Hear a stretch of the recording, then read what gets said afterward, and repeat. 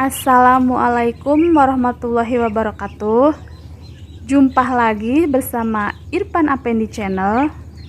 Kali ini saya akan membahas tentang kanibalisme pada entok dan cara pencegahannya. Tonton terus video ini, jangan kemana-mana. Jangan lupa like dan subscribe channel ini.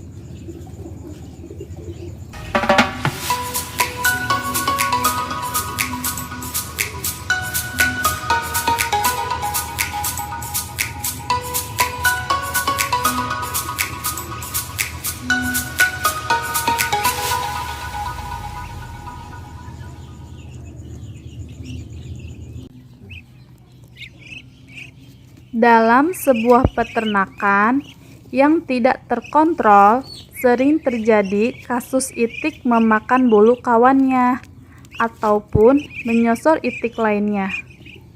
Mengapa disebut peternakan yang tidak terkontrol? Karena seharusnya hal yang demikian tidak perlu terjadi bila kita sigap mengantisipasinya. Sebelum membicarakan bagaimana mengatasinya, kita bahas terlebih dahulu mengapa kondisi tersebut bisa terjadi. Itik memakan bulu atau menyosor kawannya dalam dunia peternakan disebut dengan kejadian kanibalisme. Kanibalisme ini bisa berakibat kematian jika tidak ditangani segera. Kalaupun itik korban kanibalisme tidak mati, pasti pertumbuhannya terhambat dan memiliki susunan bulu yang tidak beraturan. Lalu, faktor apa yang menyebabkan kanibalisme itu terjadi? Kanibalisme bisa terjadi karena genetik itik, tetapi lebih umumnya terjadi akibat dari kesalahan kita mengolah peternakan. Beberapa faktor penyebab kanibalisme yaitu pakan memiliki energi metabolisme tinggi tetapi kurang protein, terutama unsur asam amino metionin. Metionin merupakan asam amino yang diperlukan untuk pertumbuhan bulu itik. Energi yang berlebih bila tidak diimbangi dengan kecukupan protein akan membuat itik mencari sumber protein dari lingkungan sekitar. Bila lingkungan sekitar tidak cukup menyediakan sumber energi, maka bulu kawannya lah yang akan menjadi sasarannya. Populasi terlalu padat. Kepadatan yang tinggi akan menyebabkan tingginya persaingan itik dalam hal pakan dan minum. Jumlah tempat pakan dan minum yang terlalu sedikit juga akan memicu timbulnya kanibalisme, karena itik kesulitan mengakses pakan dan minumannya. Kepadatan kandang postal untuk itik petelur sebaiknya 3-4 ekor. Sedangkan tipe pedaging 8-10 ekor.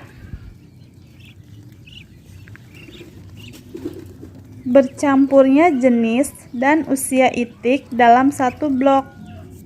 Dalam dunia binatang terjadi hierarki kekuasaan di mana yang lebih tua dan kuat akan berusaha menunjukkan kekuasaannya dengan cara menyosor itik lainnya. Tindakan ini bila tidak dicegah akan diikuti oleh itik lainnya, sehingga kanibalisme makin meluas. Bulu muda dalam sebuah kandang postal usahakan hanya terdiri dari satu jenis itik saja dengan usia yang sama untuk meminimalisir kejadian kanibalisme. Bila terdapat itik luka dalam kandang yang mengeluarkan darah, maka hal ini akan mengundang itik lainnya untuk menyosor. Karena keingintahuan itik lainnya dan warna luka tersebut. Hal ini karena pada dasarnya itik suka dengan pakan berwarna kemerahan yang mirip dengan pakannya di dalam liar semisal ikan. Untuk mencegah timbulnya kanibalisme dalam kandang, maka kita harus melaksanakan langkah-langkah seperti berikut.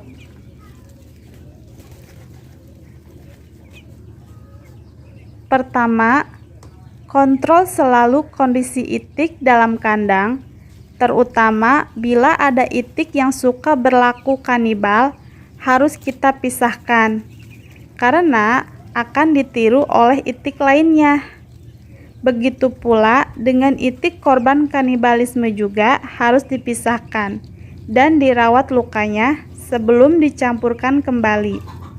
Itik korban kanibalisme yang terlalu parah, semisal uterusnya atau rahim berdarah dan tidak dapat masuk kembali, sebaiknya segera diafkir. Kedua, berikan hijauan sebagai pakan selingan. Hijauan, semacam daun pepaya, terbukti efektif mencegah kanibalisme sekaligus meningkatkan kesehatan dan mutu telur itik. Hijauan, semacam eceng gondok dan kangkung yang diberikan sebagai selingan pakan saat siang hari juga akan mencegah kanibalisme dan meningkatkan bobot telur itik. Ketiga, berikan itik akses air yang berlebih saat udara panas. Idealnya, itik mempunyai kolam bermain air saat udara terlalu panas, tetapi untuk Anda pemakai sistem kandang kering, sebaiknya itik disediakan air yang cukup untuk mencelupkan seluruh paruhnya ke dalam tempat minum. Dan yang terakhir, berikan pakan bentuk pelet. Pakan bentuk pelet lebih lama dicerna oleh itik dibandingkan pakan berbentuk tepung dan juga akan membuat itik tidak memilih pakannya, sehingga nutrisi itik dapat tercukupkan. Tidak perlu mencari sasaran lain. Terima kasih sudah menonton video ini. Jangan lupa tonton video-video selanjutnya dan dukung terus channel ini supaya makin berkembang. Jika ada kritik atau saran, silahkan komen di kolom komentar supaya kita bisa saling belajar bersama. Salam peternak. Wassalamualaikum warahmatullahi wabarakatuh.